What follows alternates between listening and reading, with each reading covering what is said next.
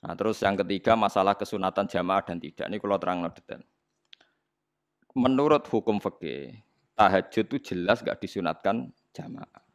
Witir juga nggak disunatkan jamaah. Tapi semua ulama yang bilang tidak disunatkan itu nggak ada yang memfatwakan hak batal kalau berjamaah. Jadi tidak ada yang bilang dikatakan batal kalau jamaah. Cuma tidak disunatkan jamaah. Tapi Rasulullah itu pernah main di salah satu sahabat di waktu duha. Sahabat itu sakit, ingin ngundang Rasulullah, kepengen dalamnya di kenangan nanti tinggi sholat sinten Rasulullah. Ternyata Rasulullah ketika sholat, anak-anak dan istrinya yang sakit tadi ikut jamaah dan Nabi membiarkan. Bahkan Nabi sempat ngatur soft. Padahal itu satu bentuk sholat yang kategorinya nggak disunatkan apa? Jamaah. Itu makanya Imam Nawawi bilang sholat-sholat yang nggak disunatkan jamaah itu masih boleh jamaah. Seperti witir, duha. Ya, tapi aja terus jadi gerakan tahajud bersama. Nah niku kula ora cocok nih. Wong ora kepen tahajud kok dijak napa? Tahajud.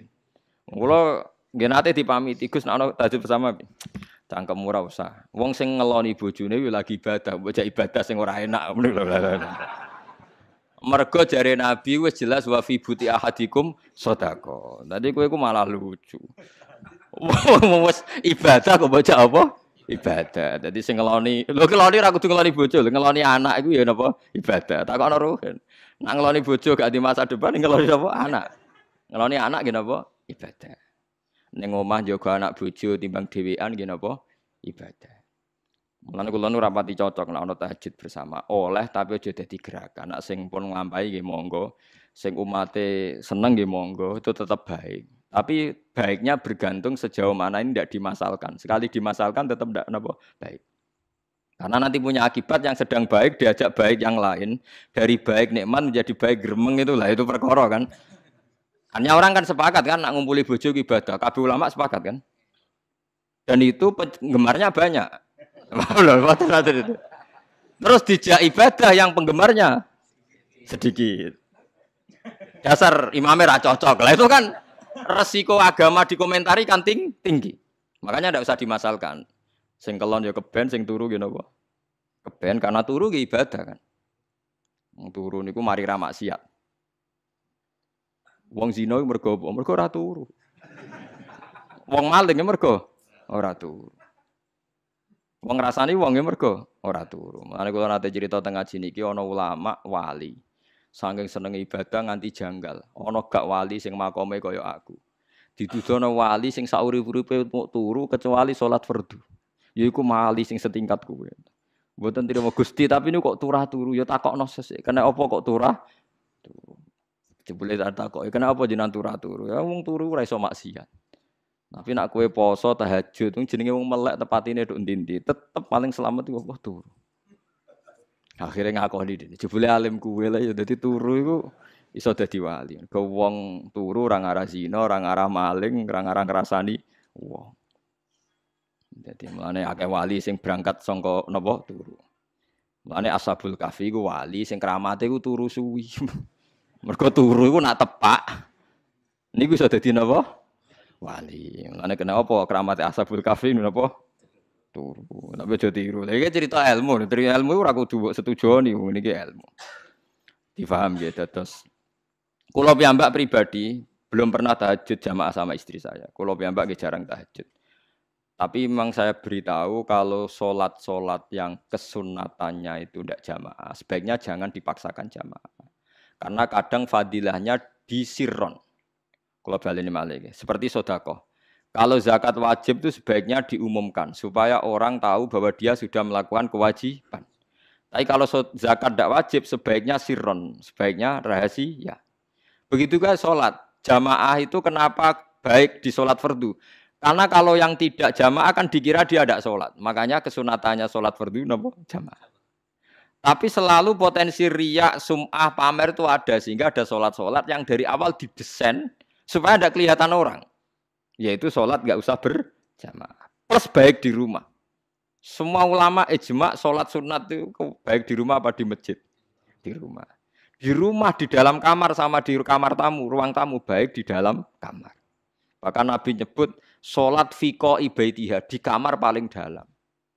Nah, bagaimana mungkin sholat yang sudah didesain siron begini, misalnya kayak tahajud, disunatno bengi-bengi ben ra wong roh, disunatno ning jero kamar ben wong ra roh. Jebule jamaah kan jadi aneh kan. Tapi kena nentang ya goblok, barang apa kok mbok tentang. Ya tapi kowe tenanan ya goblok kok ora sunah Nabi iki, Pak. Mulane yang ora takok itu yang jenengan takoki kok ngubang-ubang. Lah makane aku wong alim dadi bingung. Bingunge iku mergo akeh ilmune ora kok koyo bingungem. Ya tapi sing jelas peminat ibadah kelon itu lebih banyak. Ini wau sing mesti niku. Karena Anda harus sepakat kan kelon niku napa? Ibadah. Kita sepakat kan. Dan itu peminatnya banyak. Itu sekali ada pengganggu pasti dikomentari tidak baik. Padahal pengganggu yang ngajak tahajud. Itu akhirnya kan tahajud jadi korban dikomentari. Gara-gara penggang. Nah, itu yang saya tidak senang. Dieling-eling. Yang keempat, ini makom saya, tapi jangan sampai tiru. Ada torikoh namanya Mulamatiyah yang pernah disebut di mana? Ya Mulamatiyah. Orang yang mau coba Malamatiyah. Ada ulama itu seumur-umurnya itu tidak pernah sholat qobliyah ba'diyah. Tapi jangan tiru. Kalau ngomong saya ulang-ulang jangan tiru. Nah, kalau sering niru, buat nanti sholat qobliyah ba'diyah. Termasuk yang menentang itu Abdul Hasan Asyadili. Dulu ketika beliau belum wali papan atas. Ulama Mulamatiyah itu kalau katoan itu dengkulnya ketok. Jadi agak-agak pupu paling bawah itu ketok. Lanang loh, makanya coba yang wedok ini lanang bakat lanang. Kalau wong wedok kan auratnya semua tubuh ya. Jadi rodok katoan cekak. Pas Abdul Hasan Asyadili liwat itu dia ingkar. Dia ulama kok katoan cekak atau sholat sunat. Hasan Asyadili yang jadi torikoh sama Sadiliyah itu juga pernah wali anyaran. Janggal dia ini kan cek wali perfect, wali senang sempurna. Nah, akhirnya ketemu sama ulama itu ternyata jagongan yang antarane langit mbek bumi. Kok orang tadi sing katokan cekak maksudnya itu kok orang tadi. Terus digojol sana. Kamu jangan nyindir saya, jangan ngenyek saya. Makomamu cek dura aku. Kamu lihat itu umatnya Muhammad banyak. Itu sing iso ngancani aku. Ternyata dia itu punya torikoh, kumpul wong bid'ah, wong sekuler, wong nakal. Supaya mereka untuk rahmat mergo dekne.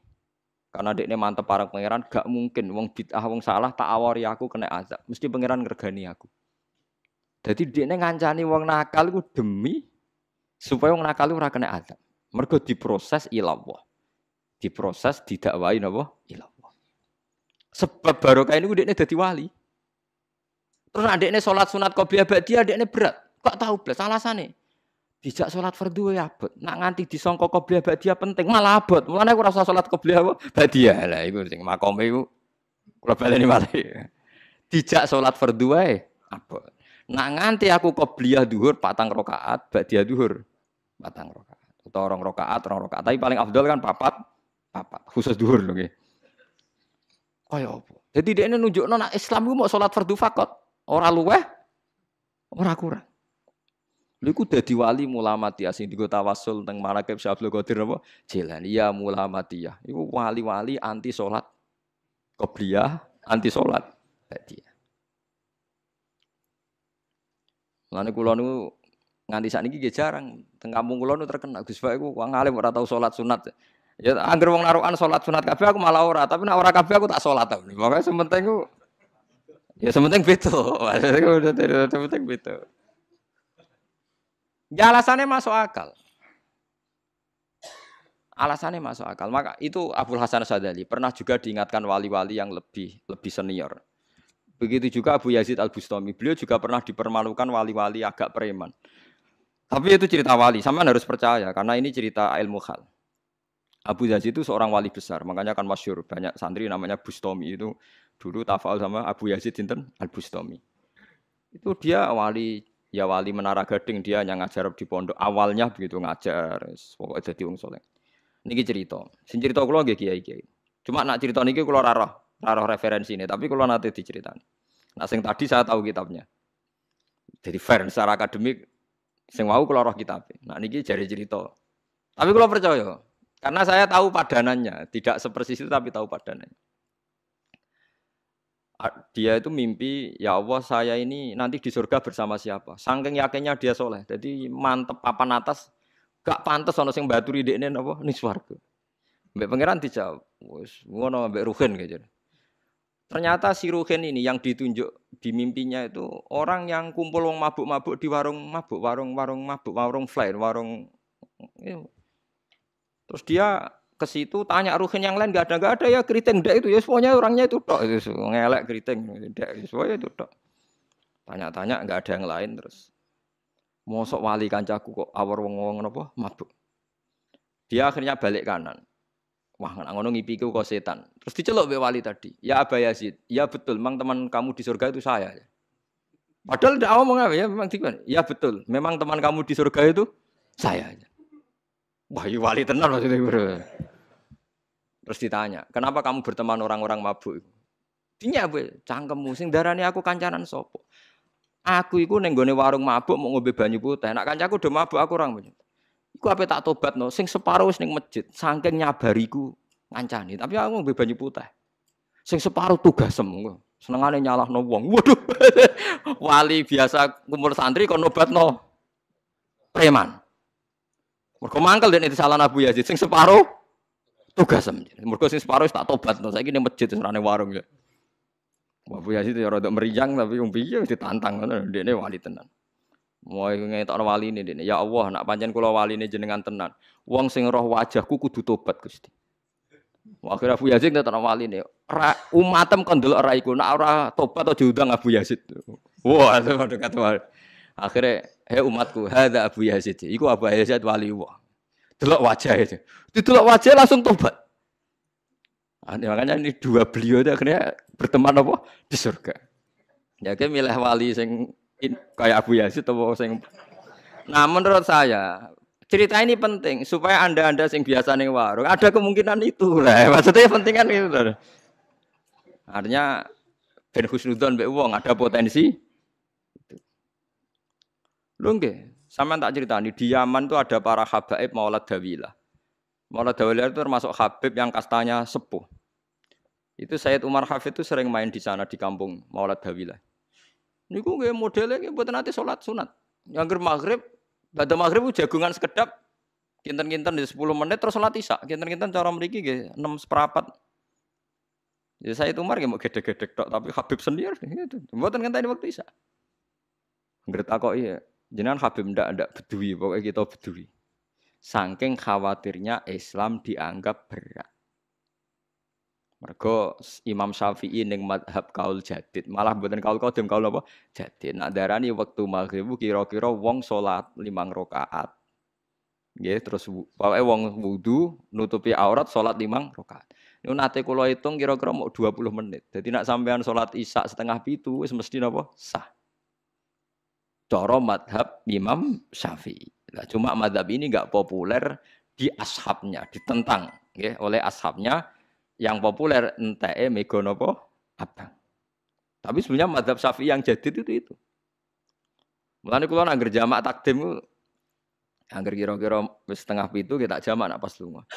Nggih sering jamak kalau tiang-tiang, tapi niki dereng isa. Ya pokoke cara aku wis ngisa, cara aku ora kudu mbok. Wis pokoke cara aku wis isa.